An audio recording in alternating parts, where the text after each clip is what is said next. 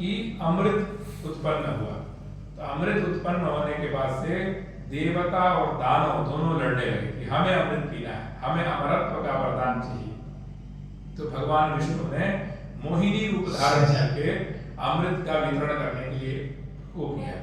तो अमृत का जब वितरण करने के लिए उन्होंने देवताओं को अमृत पिलाने के लिए सोचा, उसी समय स्वर भासुर नाम का एक राक्षस है, वो क्या कहे कि देवताओं की पंक्ति में जाके खड़े हो गए, देवताओं की लाइन में जाके खड़े हो गए। तो सूर्य और चंद्रमा के बीच में जाके खड़े हो गए। जैसे ही मोहिनी रूप धारण किए हुए भगवान विष्णु जी ने अमृत दिया, उन्होंने पी लिया, और जैसे ये पता चला तो सूर्य और चंद्रमा दोनों ने कहा कि हे भगवान, ये जो है ये राक्षस है, ये जो है वो राक्षस, ये देवता नहीं है। तो भगवान ने अपने सुदर्शन चक्र से स्वर भासुर नाम के राक्षस का धड़ और गर्दन अलग कर दिया। जो गर्दन वाला भाग है उसको राहु कहते हैं, और जो धड़ यानी गले के नीचे का भाग है उसे केतु कहते हैं। तो छाया ग्रह कहा जाता है, इन दोनों को छाया ग्रह कहा जाता है। साक्षात फल नहीं है, लेकिन ये बहुत अधिक हमारे लाइफ में इम्पैक्ट करते हैं।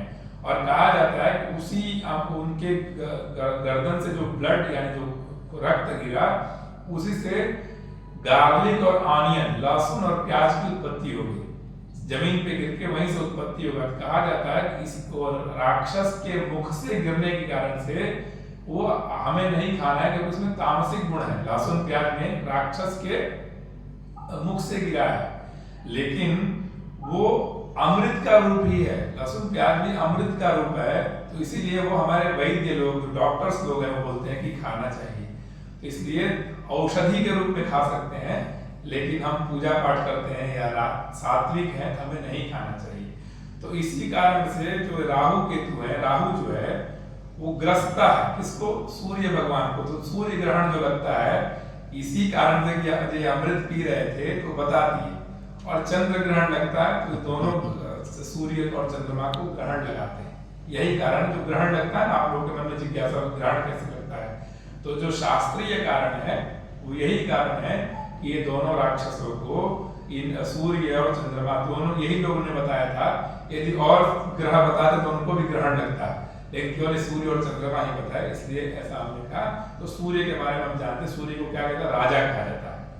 सूर्य राजा है कि चित्रं देवानामुदगादनी चक्षुर्मित्रस्य वरुणस्याग्नेः आप्राद्यावा पृथ्वी अंतरिक्षं सूर्य आत्मा जगतस्तस्थुषश्च। सूर्य जो है आत्मा है, संपूर्ण सृष्टि की आत्मा कही जाती है। और हॉरोस्कोप में सूर्य को ग्रहों का राजा कहा जाता है।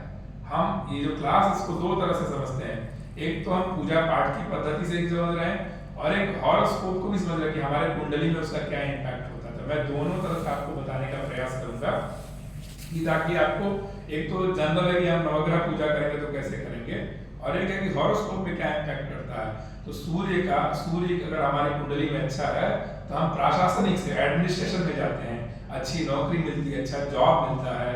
और सूर्य अगर कुंडली में राजा की संज्ञा दी गई। चंद्रमा जो है, चंद्रमा मनसो जाता, तो चंद्रमा के बारे में आप सभी जानते ही हैं कि मन का कारक है। तो अगर चंद्रमा आपके हॉरोस्कोप में सही नहीं रहेगा तो क्या होगा? आपका मन बहुत चंचलता रहेगा, बहुत चांचल्य गुण रहेगा। और अगर कुंडली उसके हिसाब से पूजा पाठ की पद्धति से देखते हैं तो चंद्रमा जो है वो आपकी कुंडली में बहुत सारा इम्पैक्ट करता है, आपके मन को कंट्रोल करता है, और आपके मन को शांत स्वभाव पाने के लिए अच्छा चंद्रमा चाहिए। तो आप किसी का मन अगर चंचलता सीखते हैं तो आप पूरे चंद्रग्रह शांति कराइए। एक एक ग्रह का हम पूरा चर्चा करेंगे। सामान्य तौर पर बात करें मंगल जो है उसको सेनापति कहा गया है। मंगल जो है वो सेनापति है, तो पूरे नवग्रहों को कंट्रोल करने के लिए एक सेनापति की आवश्यकता होती है। तो इसीलिए वो बहुत पराक्रमी है। सेनापति कैसा होता है? बहुत शूरवीर होता है, बहुत लड़ाई करने वाला होता है। तो बोलते हैं इनका मंगल तेज है। कुंडली कोई देखता है मंगल तेज, यानी बहुत गुस्सा आता होगा, बहुत क्रोध आता होगा, एंगर इश्यूज होंगे, तो वो मंगल है। फिर बुधो वाणी विनायक, बुध जो है उसको राजकुमार की संज्ञा दी गई है। वो देखने में बहुत सुंदर होते हैं और राजकुमार की संज्ञा उनको दी गई है। और वाणी के देवता, जिसकी वाणी बहुत अच्छी होगी, उनकी कुंडली में उनका बुध ग्रह बहुत अच्छा होगा। एक सामान्य तौर पर आपको मैं बता रहा हूँ।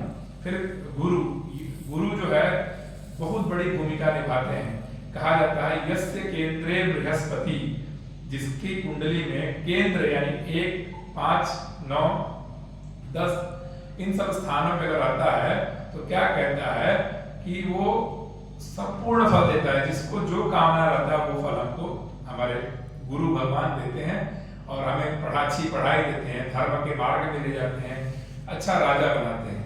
फिर शुक्र कहा गया, शुक्राचार्य यही जो दैत्यों गुरु तो वही शुक्राचार्य हैं। और कहा जाता है सर्वशास्त्र प्रवक्तारम, सभी शास्त्रों के ज्ञाता शुक्राचार्य को कहा जाता था, सभी शास्त्र उनको आता था। और वो लग्जरी लाइफ, मटीरियल लाइफ और ब्यूटी यानी महिलाओं को जो जिस तरह का सुंदरता चाहिए, सौंदर्य के स्वामी कहे जाते हैं और वो हमें प्रदान करते हैं कि इस। और शनि न्याय के देवता है और आप सभी को मालूम है कि शनि का फल जो होता है बड़ा कठोर होता है।